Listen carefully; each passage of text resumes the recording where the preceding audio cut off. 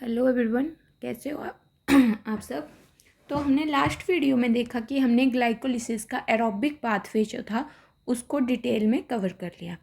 आज का जो वीडियो लेक्चर है उसमें हम देखेंगे ग्लाइकोलिसिस एनारोबिक पाथवे को कंप्लीट डिटेल में, कैसे इसका प्रोसेस होता है। ठीक है, तो चलिए शुरू करते हैं।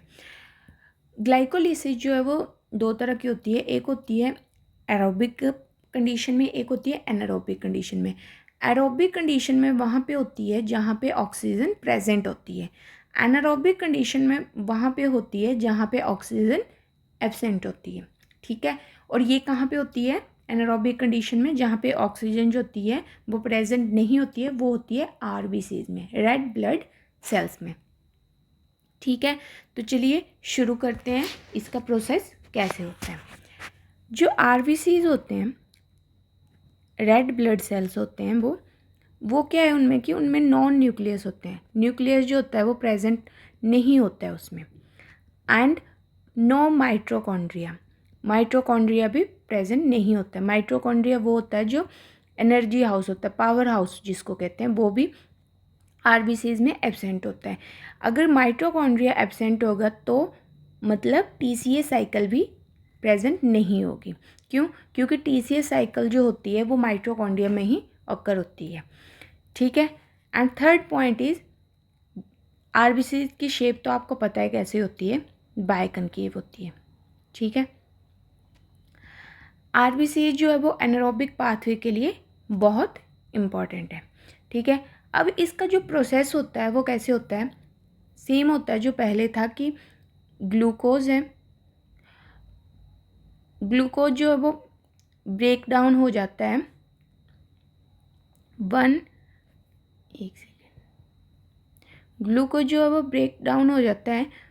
हमने एरोबिक कंडीशन के पाथवे में देखा 1,3-bis फॉस्फेट ग्लिसरेल जो कि 3 कार्बन होता है, और उसमें उसके बाद जो ब्रेक डाउन होता है वो होता है पायरुवेट में, 2 मॉलिक्यूल ऑफ पायरुवेट में, जो कि 3 कार्बन एटम होता है।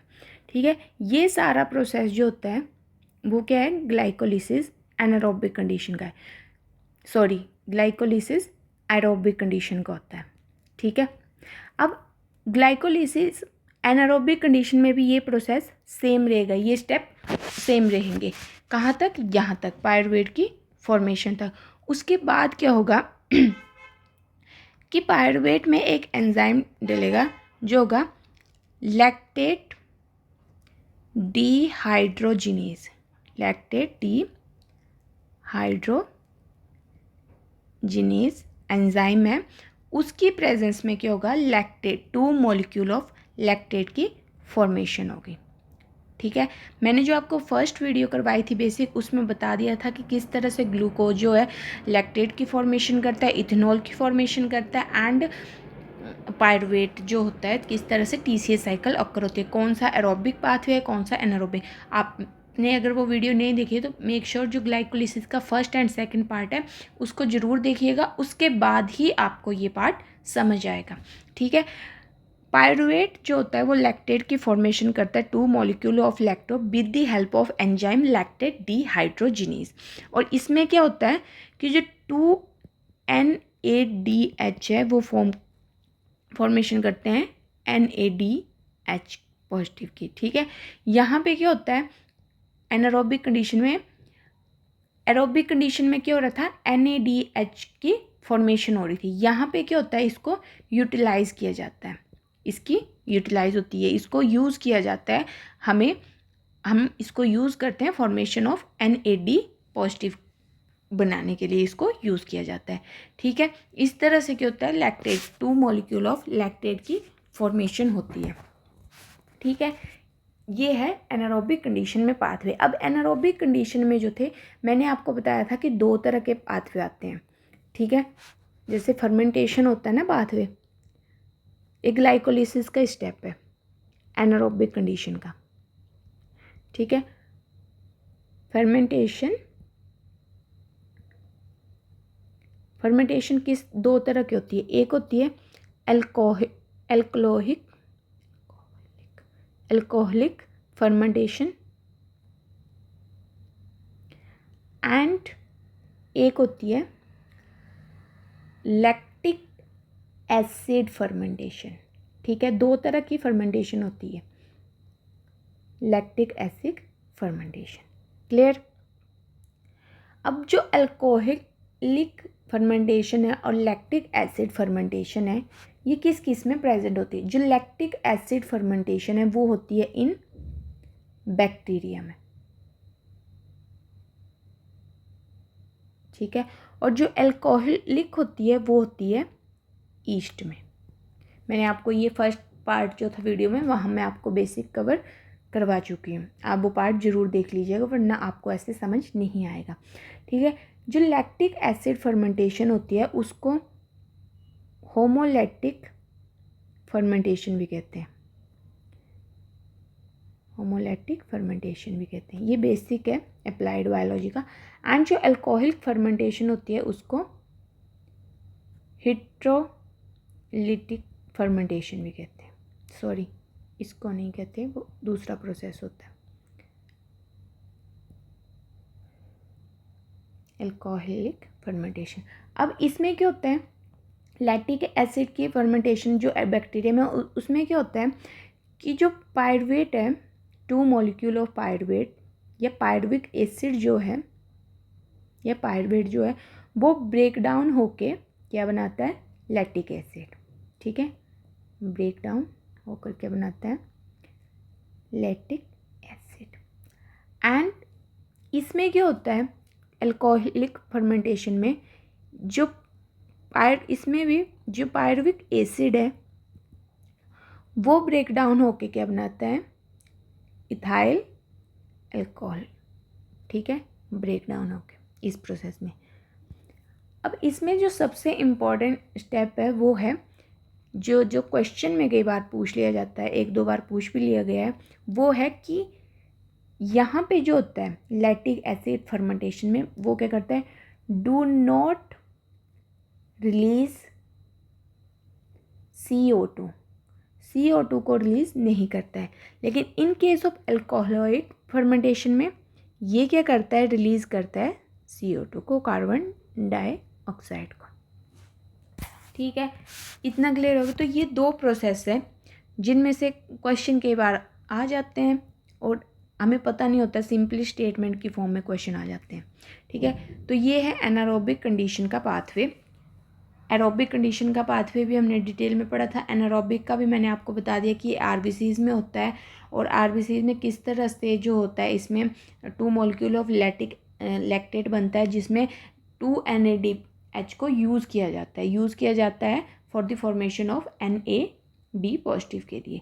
ठीक है, इतना क्लियर हो गया।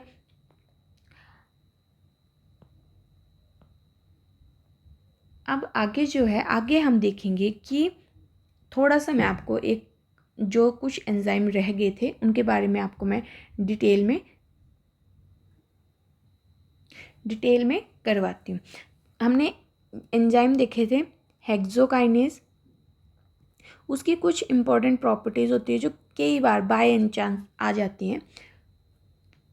फॉस्फोफ्रक्टोकाइनेज एंजाइम, 2 तरह के एंजाइम देखेंगे।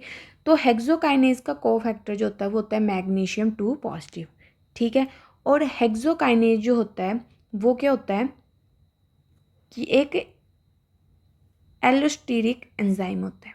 ठीक है, एलोस्टेरिक एंजाइम होता है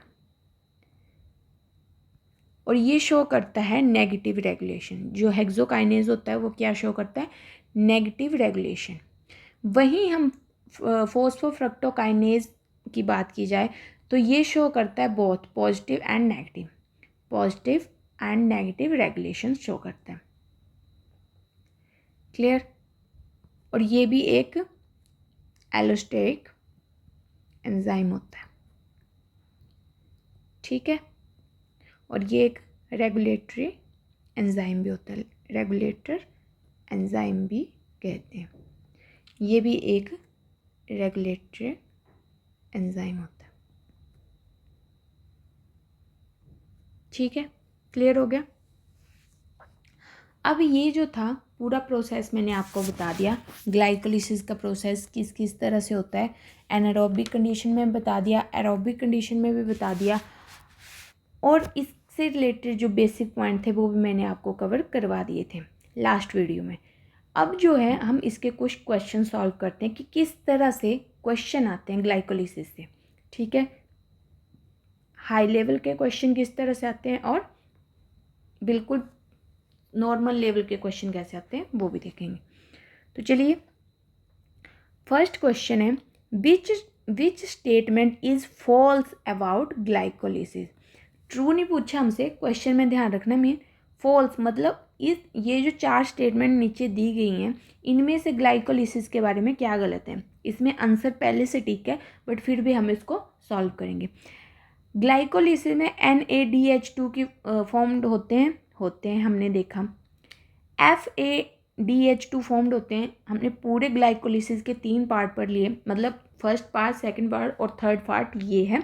तो हमने नहीं देखा कि कहीं पे भी FADH2 की फॉर्मेशन होती है। हाँ, हमने जब ग्लाइकोलिसिस का फर्स्ट पार्ट देखा था उसमें ऑब्जर्व किया था कि जब हमने वहाँ पे फ्लो चार्ट पढ़ा था जो कार्बोहाइड्रेट मेटाबॉलिज्म का था, उसमें हमने देखा कि TCA साइकिल में, क्रैब साइकिल जो होती है उसमें FADH2 की फॉर्मेशन होती है, ग्लाइकोलिसिस में नहीं होती। तो ये स्टेटमेंट रॉन्ग होगी। लेकिन हम जो बाकी की 2 है वो भी देखते हैं। Electron are transferred from glucose to pyruvate, बिल्कुल ठीक। हमने ग्लाइकोलिसिस में यही तो पढ़ा कि ग्लूकोज होता है वो ब्रेक डाउन होकर 2 मॉलिक्यूल ऑफ पायरुवेट बनाता है। Pyruvic acid is formed at last step, बिल्कुल ही। पायरुविक एसिड बोलो या पायरुवेट बोलो, ये 10 ग्लाइकोलिसिस के 10 स्टेप होते हैं और ये 10th स्टेप में फॉर्म्ड होते हैं। तो मीन्स दूसरा क्वेश्चन जो था वो गलत था इसमें। क्लियर। अब नेक्स्ट देखते हैं। नेक्स्ट जो है ये मैंने पार्ट C का जो क्वेश्चन आता है, लॉन्ग क्वेश्चन होते हैं, वहाँ का क्वेश्चन है ये। The glycolysis and citric acid cycle are important pathway to generate energy from cell. ठीक है, क्लियर, हमें पता है दोनों ही इंपॉर्टेंट है। अब हमने ग्लाइकोलिसिस को डिटेल में पढ़ लिया, सिट्रिक एसिड साइकिल जो क्रैब साइकिल है उसको हम पढ़ेंगे, लेकिन देखते हैं कुछ स्टेटमेंट जो होंगे वो ग्लाइकोलिसिस से रिलेट करेगी तो उससे भी हमारा क्वेश्चन ठीक हो जाएगा। Given below statement regarding the production of ATP, किसके रिगार्डिंग है कि ATP की प्रोडक्शन कैसे हुई। अब ATP की प्रोडक्शन हमने ग्लाइकोलिसिस की देख ली, सिट्रिक एसिड साइकिल की नेक्स्ट वीडियो में देखेंगे, बट हम सिर्फ ग्लाइकोलिसिस में जो पॉइंट पढ़े वही हम ऑब्जर्व करेंगे।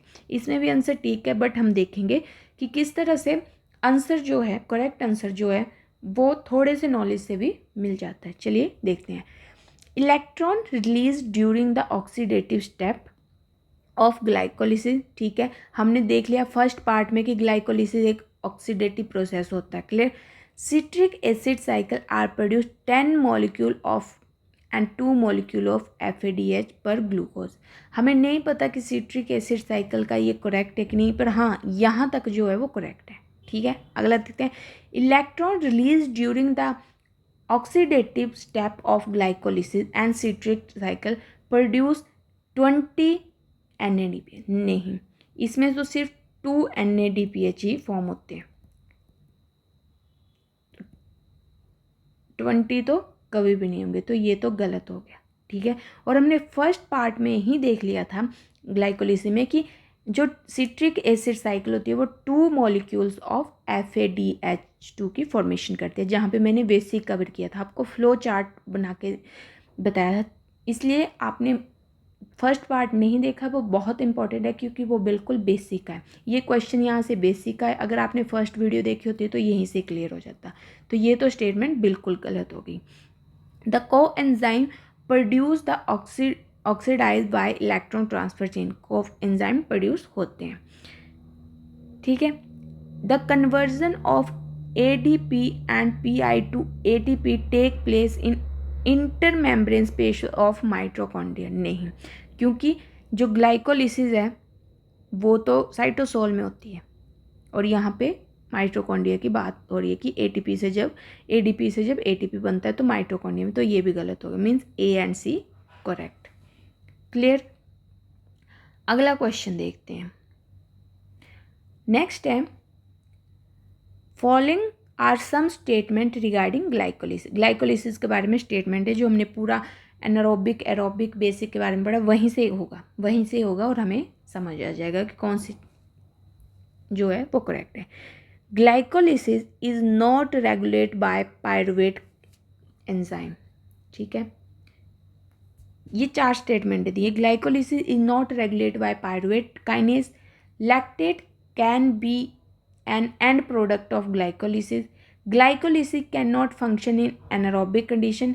In erythrocyte, the second site in glycolysis part ATP generation by base.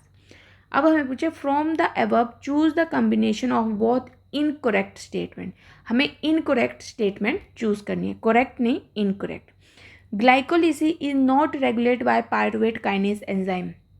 ये स्टेटमेंट गलत है क्योंकि ग्लाइकोलिसिस जो होती है वो रेगुलेट होती है पायरुवेट काइनेज में। ये हमने इसके प्रोसेस में पढ़ा। 3 ही ऐसे एंजाइम थे जहाँ पे प्रोसेस जो होता था वो इरिवर्सिबल होता था और वो रेगुलेशन ऑफ ग्लाइकोलिसिस में हेल्प करता था। एक था हेक्सोकाइनेज एंजाइम, ठीक है, एक था फोस्फोफ्रक्टोकाइनेज एंजाइम एंड थर्ड था पायरुवेट काइनेज एंजाइम, जहाँ पे पायरुवेट काइनेज एंजाइम की वजह से पायरुवेट 2 मॉलिक्यूल ऑफ पायरुवेट की प्रोडक्शन होती है। मतलब ए तो गलत है, तो सबसे पहले हमें ए देखना है कि किस में ए जो है करेक्ट इनकरेक्ट है। ए फर्स्ट में एंड फोर्थ में इनकरेक्ट है, मतलब ये 2 ऑप्शन तो गए। ठीक है, आंसर करेक्ट है, बट मैं आपको एक तरीका बता रही हूँ कि किस तरह से आंसर को ऑब्जर्व करना है। ठीक है, अब बची हमारे पास 2, हमें सिर्फ बी एंड सी स्टेटमेंट देखनी है। फोर्थ वैसे ही गलत होगी क्योंकि ऑप्शन नहीं है। Lactate can B and product of glycolysis. Yes, anaerobic condition में हम देखते हैं कि लैक्टेट जो होता है वो एंड प्रोडक्ट होता है। जब मैंने आपको एनारोबिक अभी जस्ट इस वीडियो में ही समझाया, वहाँ पे आपने देखा कि पायरुवेट से with the help of lactate dehydrogenase enzyme से 2 मॉलिक्यूल ऑफ लैक्टेट की प्रोडक्शन हो रही है। आगे C statement, glycolysis can not function anaerobically. हमने फर्स्ट पार्ट में भी देखा और अभी हमने एनारोबिकली ग्लाइकोलिसिस एनारोबिक कंडीशन में ही पाथवे को पढ़ा, तो ये स्टेटमेंट भी गलत होगी। मतलब A and C correct option है, मतलब इनकरेक्ट देखना था तो वो फोर्थ ऑप्शन जो है वो करेक्ट है। क्लियर। अगला question, Which group of following scientists discovered EMP pathway of glycolysis? अब मैंने आपको फर्स्ट पार्ट में बता दिया था, जो ग्लाइकोलिसिस का फर्स्ट पार्ट है पार्ट 1, वहीं पे बता दिया था कि EMP क्या होता है। तो किस साइंटिस्ट ने ये प्रोड्यूस किया था? EMP जो है वो खुद एक साइंटिस्ट, 3 साइंटिस्ट हैं, उनके नाम की कॉम्बिनेशन है, एम्बेड, मेयरऑफ, पार्सन। ठीक है, A is correct. First part जरूर देखना, सेकंड पार्ट में एरोबिक कंडीशन का डिटेल पाथवे है वो भी जरूर देखना, पर first part very very important.